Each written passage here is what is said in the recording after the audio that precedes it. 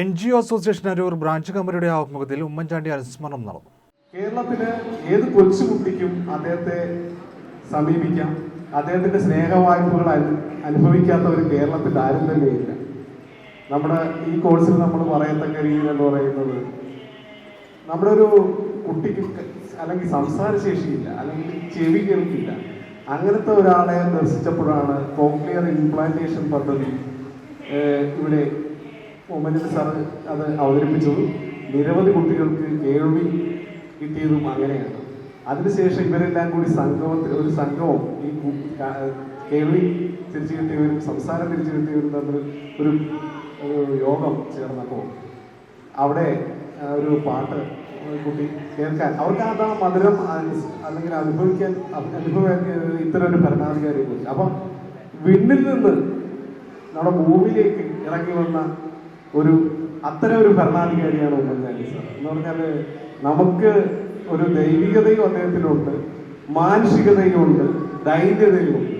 ഇതെല്ലാം കൂടി ചേർന്ന ഒരു വ്യക്തിയായിരുന്നു ഉമ്മൻചാണ്ടി.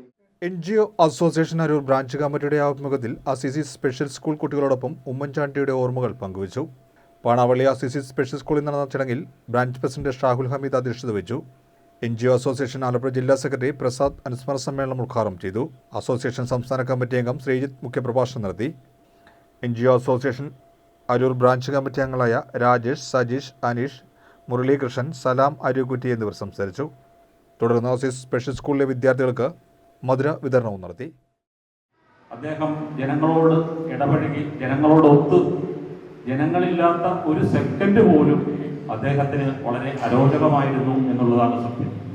അതോടൊപ്പം ഓരോ മേഖലകളിൽ ഇറങ്ങുമ്പോഴും ആളുകൾക്കുണ്ടായിട്ടുള്ള, പൊതുജനങ്ങൾക്കുണ്ടായിട്ടുള്ള ഓരോരോ ബുദ്ധിമുട്ടുകളും അത് തൻ്റെ ബുദ്ധിമുട്ടായി മനസ്സിലാക്കിക്കൊണ്ട് അതിൽ നേരിട്ടിറങ്ങി വന്ന് ഓരോ പദ്ധതികളും, അങ്ങനെ തന്നെയാണ് കോക്ലിയർ ഇംപ്ലാന്റേഷൻ. അതുപോലെ തന്നെ ഇതുപോലൊരു വേദിയിൽ നിന്നും അദ്ദേഹം ഇറങ്ങിപ്പോകുമ്പോൾ 3ാം ക്ലാസ്സുകാരനായ ഒരു കുട്ടി ഉമ്മൻചാണ്ടി എന്ന് വിളിച്ച് തന്റെ സഹപാഠിയായ കുട്ടിക്ക് ഒരു വീടില്ല എന്ന് പറഞ്ഞപ്പോൾ ആ നിമിഷം തന്നെ സെക്രട്ടേറിയറ്റിൽ ചെന്നിട്ട് ആദ്യം ചെയ്ത കാര്യം ആ കുട്ടിക്ക് ഒരു വീട് കൊടുക്കുവാനുള്ള സന്ദർഭം ഒരുക്കി കൊടുക്കുക എന്നതായിരുന്നു. അങ്ങനെ ജനമനസ്സുകളിൽ വലിയൊരു ഇടം നേടിയ, പക്ഷേ അത് വളരെ വൈകിയാണ് ജനങ്ങൾ പലതും അറിഞ്ഞത് എന്നതാണ് യാഥാർത്ഥ്യം. ഇപ്പോൾ അദ്ദേഹത്തിന്റെ കുഴിമാടത്തിൽ പോലും സ്ഥിരമായി എത്തി പ്രാർത്ഥിക്കുന്ന ഒരുപാട് ജനകോടികൾ, ജനലക്ഷങ്ങൾ എത്തിച്ചേരുന്ന ഒരിടമായി മാറിയിരിക്കുന്നു.